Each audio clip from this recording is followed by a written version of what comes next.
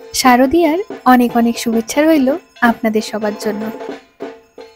দুর্গাপুজোর অষ্টমী মানে আলাদা আনন্দ আর ভুরিভোজের দিন। তাই আজ আপনাদের জন্য নিয়ে এলাম অষ্টমী স্পেশাল নিরামিষ থালি, যেখানে থাকছে একেবারে ঘরোয়া অথচ উৎসবের ছোঁয়া মাখানো পদ, যা পুজোর আনন্দকে আরো কয়েক গুণ বাড়িয়ে তুলবে।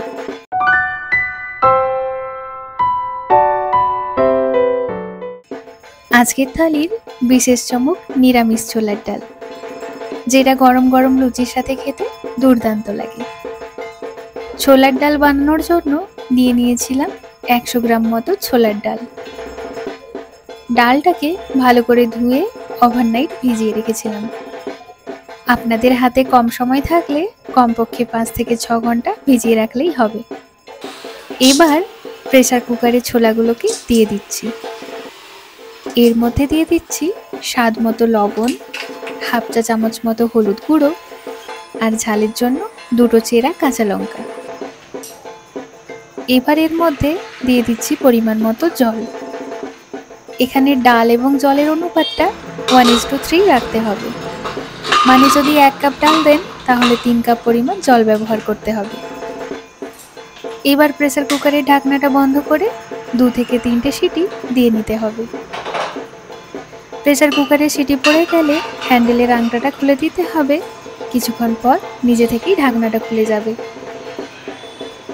এবার ডালটা একটু বার করে দেখাচ্ছি, দেখুন ঠিক এরকম সেদ্ধ হবে। এবার একটা মশলা বানিয়ে নেব। তার জন্য একটা বাটিতে দিয়ে দিচ্ছি 2 চামচ মতো আদা কাঁচা লঙ্কা বাটা, হাফ চা চামচ মতো হলুদের গুঁড়ো, হাফ চা চামচ মতো ধনে গুঁড়ো। এরপর একটু জল দিয়ে এটাকে ভালোভাবে মিশিয়ে নিতে হবে, তাহলেই মশলা আমার রেডি। এবার একটা কড়াইতে দিয়ে দিচ্ছি 3 চামচ মতো সরষের তেল এবং 1 চামচ মতো ঘি। এবার এগুলোকে একটু গরম করে নিতে হবে। এরপর এর মধ্যে দিয়ে দিচ্ছি 1 মুঠো নারকেল কুচি। নারকেল কুচিটাকে একটু ভেজে নিতে হবে। নারকেলের রং একটু পরিবর্তন হয়ে আসলে এর মধ্যে দিয়ে দিতে হবে 5টা মতো কাজু আর 10টা মতো কিশমিশ। এখন সব কিছুকে আবারও 1 থেকে 1.5 মিনিট মতো ভেজে নিতে হবে। 1.5 মিনিট ভেজে নেওয়ার পর সব কিছুকে অন্য একটা পাত্রে তুলে রাখলাম। এবার ওই একই তেলে ফোড়ন হিসাবে দিয়ে দিতে হবে 1টি তেজপাতা, 2টো ছোট এলাচ, 2টো শুকনো লঙ্কা আর 3টে লবঙ্গ। এছাড়াও 1 চামচ পরিমাণ গোটা জিরে আর হাফ চামচ পরিমাণে হিং। আর দিয়ে দিচ্ছি 1 চামচ মতো আদা বাটা। এবার কিছুটা সময় নিয়ে সব কিছুকে ভালোভাবে মেশাতে হবে। যখনই দেখবেন একটা সুন্দর গন্ধ বেরোচ্ছে, তখন মশলার মিশ্রণটা এর মধ্যে দিয়ে দিতে হবে। এবার গ্যাসের ফ্লেমটাকে মিডিয়ামে রেখে 5 থেকে 7 মিনিট মতো খুব ভালো করে মশলাটা কষিয়ে নিতে হবে। তা না হলে মশলার কাঁচা গন্ধটা কিন্তু যাবে না। মশলা থেকে তেল ছাড়া শুরু করেছে, এখন এর মধ্যে সেদ্ধ করা ডালটা দিয়ে দিচ্ছি। এবার একবার ভালো করে মিশিয়ে দিতে হবে। মেশানোর পর আমি আর একটু জল দিয়ে দিলাম। আমার জলটা একটু কম মনে হচ্ছিল, তাই দিলাম। আপনারা আপনাদের রিকোয়ারমেন্ট অনুযায়ী জলের ব্যবহার করবেন। এবার 5 থেকে 7 মিনিট মতো ডালটাকে ভালোভাবে রান্না করে নিতে হবে। 2-3 মিনিট পরে ডালটা যখন ফুটে যাবে, তখন এর মধ্যে দিয়ে দিতে হবে ভেজে রাখা নারকেল, কাজু আর কিশমিশটা। সবকিছুকে ভালোভাবে মিশিয়ে নিয়ে ফুটিয়ে নিতে হবে। এরপর স্বাদ মতো লবণ দিলাম আর মিষ্টির জন্য দিয়ে দিলাম 1 চামচ মতো চিনি। এখন সবকিছুকে ভালোভাবে মিশিয়ে নিয়ে আরো মিনিট 2 ফুটিয়ে নিতে হবে।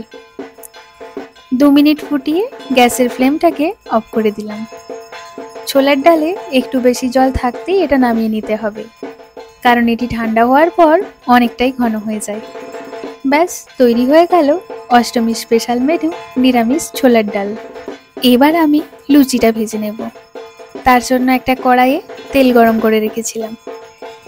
এবার একটা লুচি বেলে গরম তেলের মধ্যে ছেড়ে দিলাম। তেলে ছাড়তেই লুচিটা বেশ সুন্দরভাবে ফুলে উঠেছে। এবার লুচিটাকে উল্টে পাল্টে নিলাম, যাতে অপর পিঠটাও ভালোভাবে ভাজা হয়। এইভাবে উল্টে পাল্টে লুচিটাকে লাল লাল করে ভেজে তুলে রাখলাম। এখন চলুন আজকের থালিটা সাজিয়ে নেওয়া যাক। প্রথমেই দিয়ে দিচ্ছি 1 বাটি সিমুইয়ের পায়েস।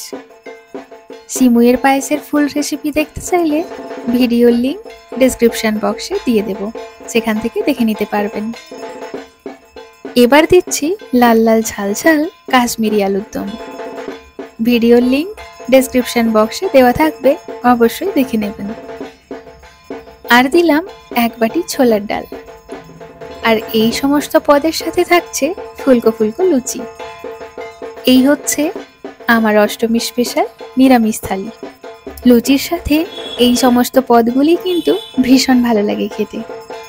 আপনারা অবশ্যই এইভাবে বানিয়ে খাওয়াবেন বাড়ির সকলকে, তাহলে পুজোর আমেজ আরো কয়েক গুণ বেড়ে যাবে। আবারও সকলকে জানাই শুভ শারদিয়া। পুজো সকলের ভালো কাটুক। তাহলে আজ এই পর্যন্তই, দেখা হবে পরের ভিডিওতে। সবাই ভালো থাকবেন, সুস্থ থাকবেন। আজকের মতো টাটা।